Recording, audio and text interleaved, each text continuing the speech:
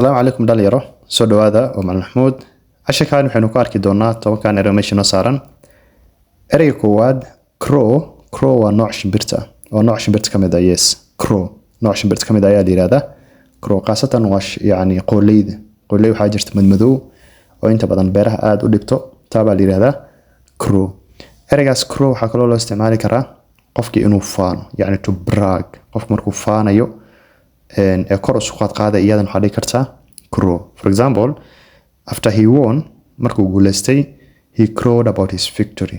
Guushiisa ayuu ku faanayay way qof walbana waa uu sheegay. Yes. Don't crow that you are perfect.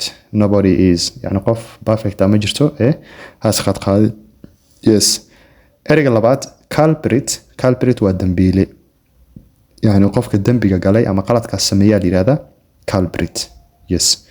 For example, she pointed to the culprit and called the police. Dambiilihii bay farta ku fiiqday deedna waxay wacday booliska. Ereyga saddexaad butler waxaa la yiraahdaa qof ka dhex shaqeeya guriga yani guriga ka dhex adeega qaasatan guryaha boqorada boqorku alaab uu ka geeyaa yani gurigaas ka dhex shaqeeya man servant waa la yiraahdaa waa nin guriga ka dhex shaqeeya inta badan waa nin he's a man. Ereyga afraad jelly waa nooc kamid ah yani tusaale hadii aad aragtay jeelka timaha la marsan jiray madaxa kore qaabkiisa dareere qaab u eg ayaa la yiraahdaa gel. Yes. Jelly waa la yiraahdaa ama hadii kala qaabka boomaatada laakiin kan uu dhagdhagaa saliid inuu leeyahay mooda taaba la yiraahdaa jelly waa fiicnaan lahayd inaad sawirkiisa Google ka raadisid si aad sawir guud uga heshid. Yes. Ereyga shanaad mimic waa qof inaad dhadaajisid wuxuu sameynaysa haduu hadlo waa ka dab hadlaysa. Yes, he tried to mimic the teacher's voice.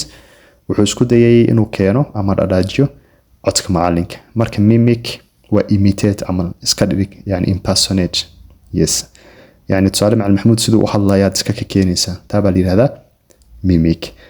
Ereyga lixaad optical illusion. Optical horta waa visual wax la arki kara sawir. Illusion waxa waayo yani waxaan qaabkaad u arkaysmay qaab kale u jiraan yani waa marin habaabin. Yes, yani waxa waayo waxa kani qaabkaad u arkaysid ma ahane yani xaqiiqatan qaab kale u eegin. Yes, optical illusion inta badan waxa isticmaalo dadka tricks sameeyo yani dadkan sixir lama dhigi karo laakiin dadkan maxay ahayd indha sarcaad ka sameeyo marka optical illusion waa indha sarcaadkaas. Yes. Ereyga toddobaad parrot waa nooc kamid ah shimbirta wali waa shimbir aad u qurux badan shimbiraha kale way ka qurux badan tahay oo dhowr color bay leedahay.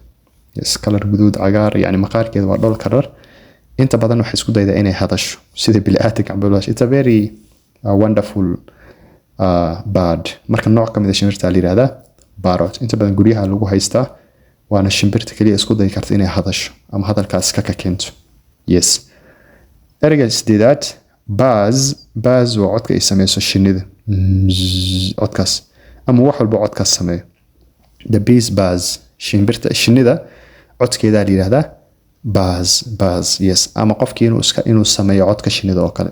Yes. Ereyga sagaalaad ransack waxa qofkii inuu guriga kala dadaadiyo alaabta kolba meel ku tuuro. The reason saas u yeelay waxa waayo wax uu raadinayaa. They are trying to look for something.